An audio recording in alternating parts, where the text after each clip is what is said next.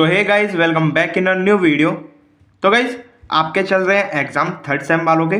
तो देखो, engineering, सुटिक्स and ये पीओसी एक बच रहा है एंड माइक्रो। तो बाकी के 3 सब्जेक्ट के जो गैस पेपर थे वो तो मैंने कवर करा दिए हैं ऑलरेडी। आज लास्ट बचता है आपका सिर्फ और सिर्फ पीओसी का।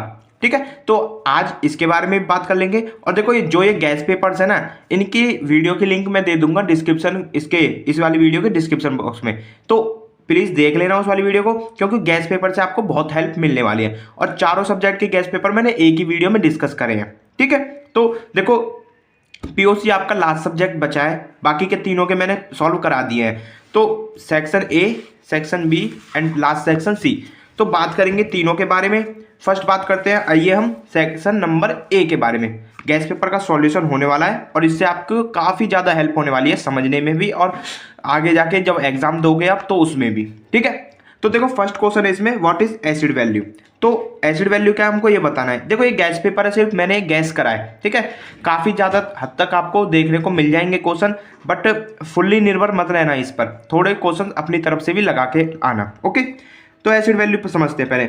Acid value is defined as number of mg of KOH required to completely neutralise free fatty acid present in 1 gram of fat and oil. तो देखो, एसिड वैल्यू क्या कह रहा है, एसिड वैल्यू एक नंबर है कि mg of KOH required to completely neutralise. देखो, जो हमारे फैट एंड ऑयल होते हैं उसमें फैटी एसिड होते हैं। ठीक है, सबको पता है ये, तो फैटी एसिड होते हैं। तो कितना mg ऑफ KOH, यानी कि KOH की कितने मिलीग्राम रिक्वायर्ड होंगे कंप्लीटली न्यूट्रलाइज करने के लिए जो फ्री फैटी एसिड प्रेजेंट है 1 ग्राम सैंपल में। ठीक है, मान लो यहाँ पर 1 ग्राम सैंपल है, ओके, फैट एंड ऑयल का। तो उसमें कितने mg ऑफ KOH रिक्वायर्ड होगा इस 1 ग्राम में से कंप्लीटली न्यूट्रलाइज करने के लिए, कंप्लीटली हटाने के लिए इन फ्री फैटी एसिड को। वही आपका एसिड वैल्यू कहलाया जाता है, और इसको हम न्यूट्रलाइजेशन नंबर भी कहते हैं, एसिड नंबर भी कहते हैं। ओके, तो ये हो गया आपका 1 का ए, एसिड वैल्यू। नेक्स्ट समझते हैं हम व्हाट डिफाइन बनाना बॉन्डिंग। तो बनाना बॉन्डिंग क्या है वो समझो। देखो, also known as bent bond, इनको हम बेंट बॉन्ड भी कह देते हैं। अब देखो क्या है, it is a type of covalent chemical bonding with a geometry somewhat look like a banana. तो देखो, जो आपकी कॉल्सन मोफिट थ्योरी है, उन्होंने जो बताया था ना, जो एंगल स्ट्रेन वगैरह के उन्होंने समझाया था, जो एंगल बनते हैं साइक्लोएल्केन में वो थोड़े से मुड़े हुए बनते हैं। ठीक है, ऐसे बनते हैं थोड़े मुड़े हुए से, एंड जो वो दिखते हैं ना, फिर एक लुक लाइक बनाना की तरह दिखते हैं। मतलब बनाना आपने देखा है ना कैसा रहता है, ऐसा थोड़ा बेंट सा, तो इसलिए इसको बेंट बॉन्ड, बेंट थ्योरी भी कहते हैं। एंड बनाना बॉन्ड इसीलिए कहते हैं ताकि जो उसकी बॉन्डिंग होती है ना, ये लिख रहा है जैसे covalent chemical bonding with a geometry somewhat look like a banana, यानी कि कुछ हद तक वो बनाना की तरह दिखते हैं वो बॉन्ड। ठीक है, इसलिए इसको बनाना बॉन्डिंग कहते हैं। What is acetyl value? अब acetyl value समझते हैं। So it is defined as the number of mg in KOH required to neutralize acetic acid produced by hydrolysis of 1 gram of acetylated fat and oil। देखो, जब भी fat and oil की हम hydrolysis कराते हैं तो उसमें एसिटिक एसिड प्रोड्यूस्ड हो जाते हैं, ये तो एक नॉर्मल सी बात है। ठीक है, तो acetyl value number of mg, देखो इसमें हम KOH की जो mg रिक्वायर्ड थे वो न्यूट्रलाइज करने के लिए थे फ्री फैटी एसिड को, बट यहाँ पर इसमें न्यूट्रलाइज, ऊपर क्या हो रहा था फ्री फैटी एसिड, और यहाँ पे न्यूट्रलाइज क्या हो रहा है एसिटिक एसिड। ठीक है, तो इसमें भी वही सेम आ जाएगा कि कितने number of mg of KOH required है एसिटिक एसिड को न्यूट्रलाइज करने के लिए। अब एसिटिक एसिड कहाँ से आया, जब हमने उसको हाइड्रोलाइसिस कराया है फैट एंड ऑयल का।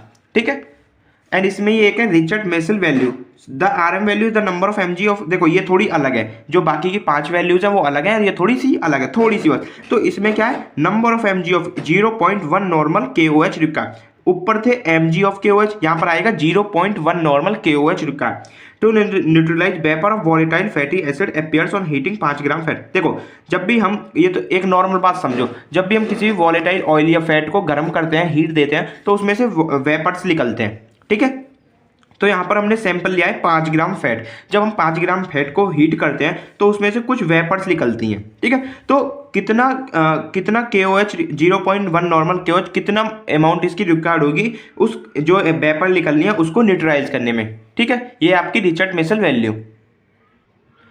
नेक्स्ट क्वेश्चन देखते हैं, structure and usage of DDT and resorcinol. देखो डीडीटी की फुल फॉर्म देखो पहले, डाइक्लोरो डाइफिनाइल ट्राइक्लोरो इथेन। अब वही नेम से ही स्ट्रक्चर देखो, डाइक्लोरो यानी कि 2 क्लोरोइन ग्रुप, डाइफिनाइल यानी कि 2 phenyl group, trichloro ethane, ethane का फॉर्मूला क्या है C2H6। अब ट्राइक्लोरो यानी कि 3 Cl आ जाएंगे इसमें, ट्राइक्लोरो और इथेन। ठीक है, समझ में आ गया। यूजेस देखो, डीडीटी एक पावरफुल इंसेक्टिसाइड और पेस्टिसाइड है और ये मोस्टली इफेक्टिव होता है मलेरिया मॉस्किटोज को किल करने के लिए। ओके, ये हो गए इसके यूजेस। रेजोक्विनॉल का क्या है, रेजोक्विनॉल आप स्ट्रक्चर देख लो, फिनॉल है एक बेसिक और एक OH ग्रुप और एडिशनल जुड़ चुका है।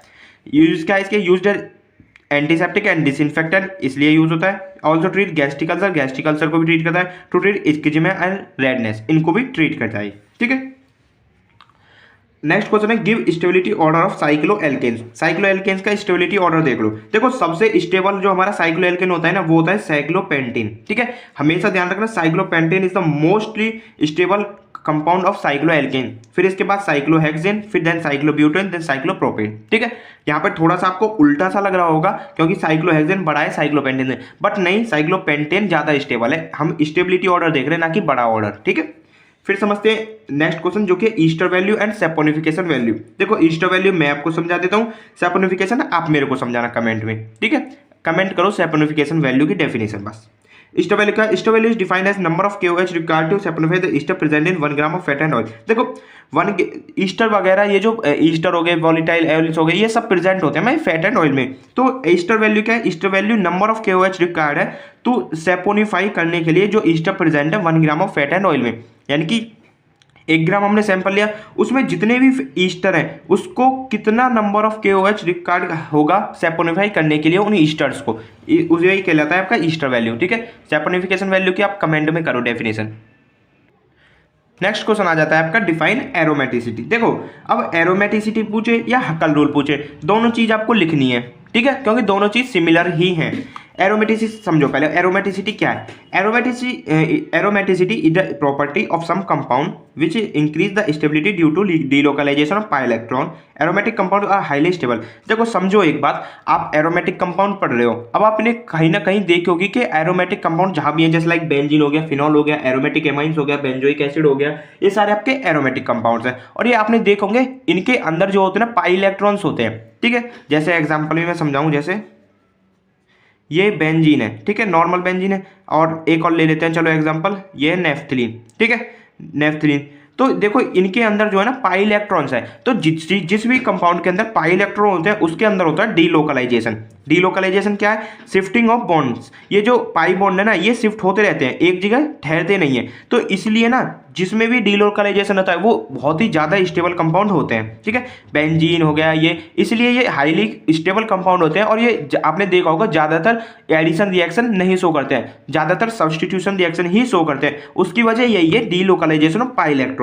ठीक है, इतना समझ में आया। अब एरोमेटिसिटी एक प्रॉपर्टी है कि सम कंपाउंड की, सम कंपाउंड यानी कि कुछ ही कंपाउंड की, कुछ कंपाउंड कौन कौन से, एरोमेटिक कंपाउंड्स की। ठीक है, जिससे क्या होता है स्टेबिलिटी इंक्रीज हो जाती है due to delocalisation of pi electron, वो मैंने अभी समझा दिया आपको। ठीक है, और एरोमेटिक कंपाउंड और हाईली स्टेबल, ये हाईली स्टेबल होते हैं। अब एरोमेटिसिटी डिफाइन करने के लिए हकल ने एक रूल दिया था। According to Huckel a compound will be aromatic if, अगर देखो हकल ने एक रूल दिया था, उसमें 4 शर्त दी थी उन्होंने। हकल साइंटिस्ट थे, उन्होंने 4 शर्त दी थी। उन्होंने कहा था जो इन 4 शर्तों को फुलफिल कर देगा, भली बात ही फुलफिल करेगा, वही एक एरोमेटिक कंपाउंड कहलाया जाएगा। अब ये शर्त क्या है वो समझो। फर्स्ट शर्त थी इट इज साइक्लिक, यानी कि रिंग, वो साइक्लिक होना चाहिए कंपाउंड, यानी कि एक साइकिल में होना चाहिए, ना कि स्ट्रेट चेन कंपाउंड होना चाहिए। फर्स्ट शर्त हो गई। सेकंड क्या है, द मॉलिक्यूल इज प्लेनर और फ्लैट। देखो ये प्लेनर है, ठीक है, और फ्लैट है, तो ऐसे कंपाउंड ही होने चाहिए। ओके, ऐसा नहीं है, फिर ऐसे ऐसे मतलब वो नहीं है, रिंग वगैरह होनी चाहिए, बट प्लेनर और फ्लैट भी होना चाहिए। ठीक है, थर्ड है इट हैज कंजुगेशन, कंजुगेशन उसमें होना चाहिए। कंजुगेशन कैसा भी हो सकता है, जैसे पाई सिग्मा पाई हो सकता है, sigma pi sigma lone pair हो सकता है, sigma pi sigma positive charge हो सकता है। ये होते हैं हमारे कंजुगेशन। ठीक है, जैसे यहाँ पर देखो एग्जांपल, सिग्मा पाई। ठीक है, ये हो गए हमारा कंजुगेशन होना चाहिए। एंड सबसे मोस्ट इंपॉर्टेंट है the molecular has 4n+2 pi electron, ये इतने पाई इलेक्ट्रॉन होने चाहिए। फॉर्मूला है इलेक्ट्रॉन निकालने का, देखो समझाता हूँ मैं। जैसे ये आपकी नेफ्थलीन है, n की जगह कितना आ जाएगा, कितनी रिंग है, 2, तो 4n+2 ये हो गया पाई। अब 4 की n की जगह रख दो, 2 रिंग है ना, 2 + 2 4 दूनी 8 और 2 10, 10 पाई, तो यानी कि 10 पाई इलेक्ट्रॉन इसके अंदर हैं। ठीक है, समझ में आ गया। अब 10 पाई कैसे है मैं आपको समझाता हूं। देखो नेफ्थलीन का पहले डायग्राम बना लेते हैं। अब देखो 1 2 3 4 5, 5 दूनी 10, 10 पाई इलेक्ट्रॉन हो गए ना, ये सिंपल है, फॉर्मूला है। अब जो जो इन 4 शर्तों को फुलफिल कर देगा वही आपका एरोमेटिक कंपाउंड कहलाया जाएगा।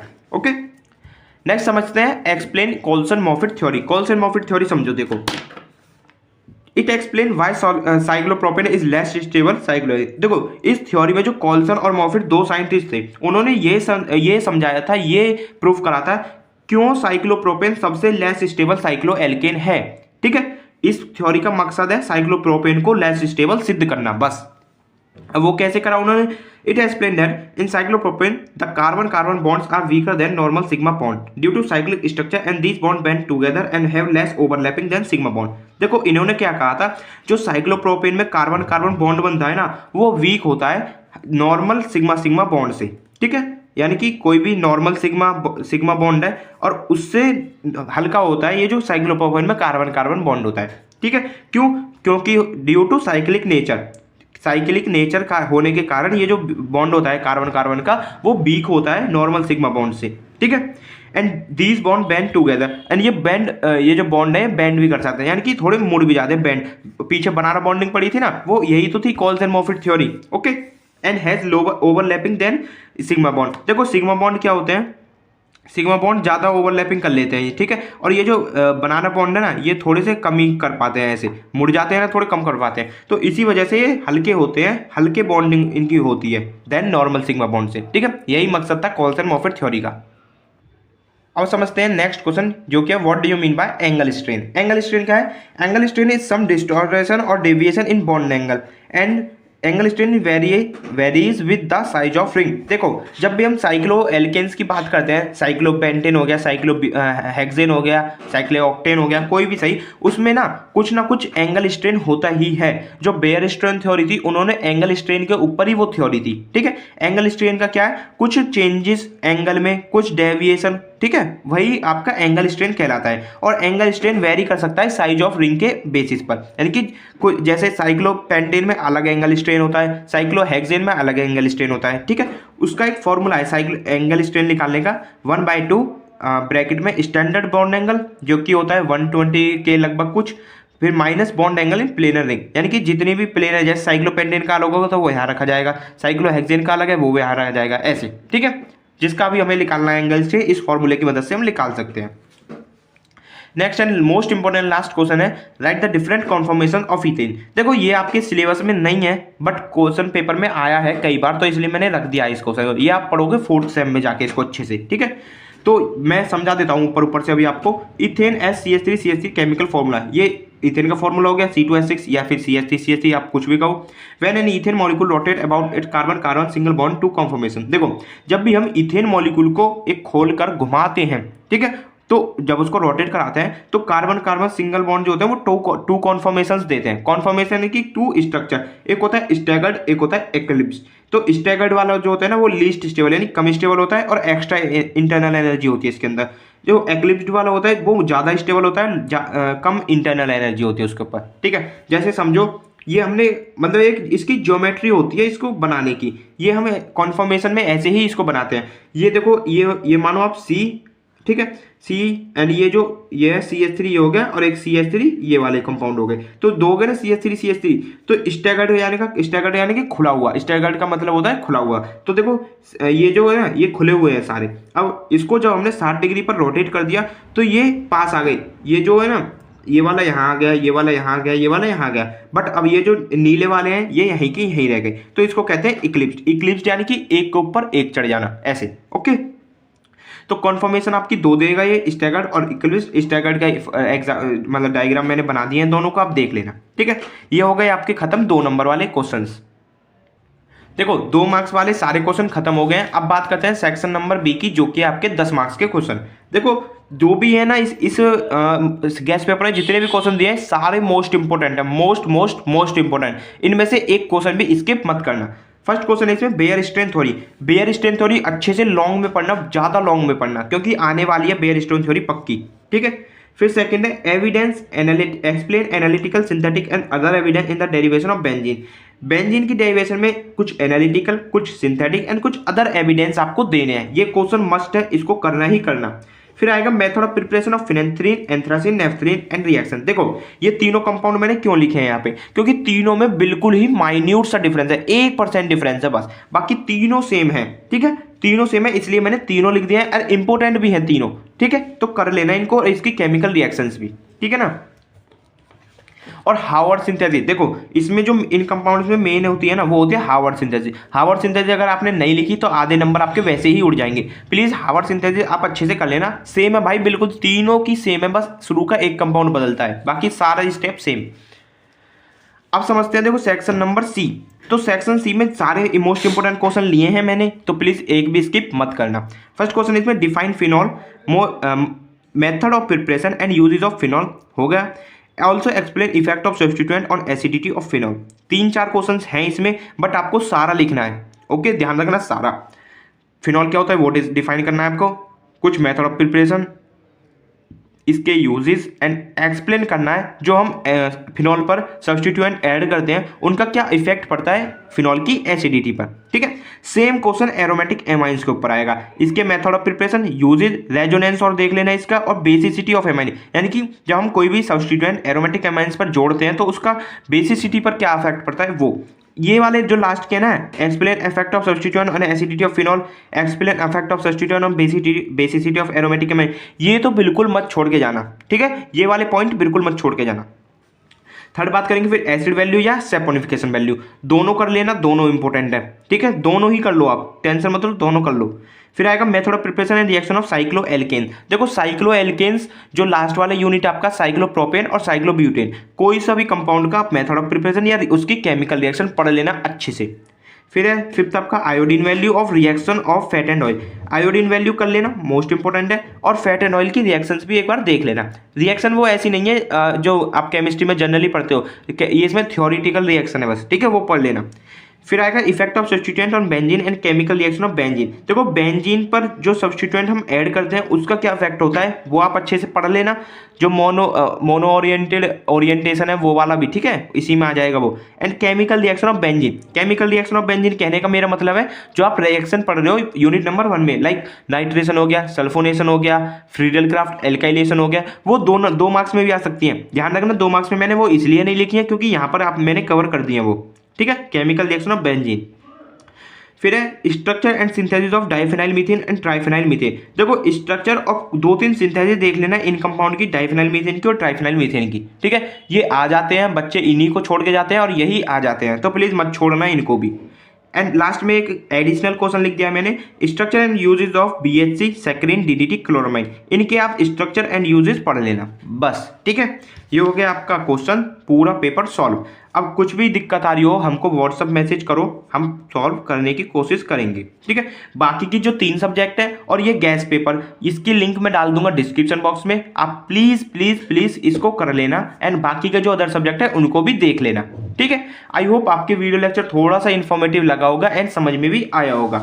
ओके, हमको व्हाट्सअप मैसेज जरूर करना, ताकि अगर आप अभी तक ग्रुप में ऐड नहीं है तो हम ऐड भी कर देंगे आपको ग्रुप में। ठीक है, तो आई होप आपके एग्जाम बेस्ट तरीके से हो, आप अच्छे से करना। ठीक है, तो मिलते हैं नई वीडियो में नए दिन, तब तक के लिए बाय बाय, टेक केयर।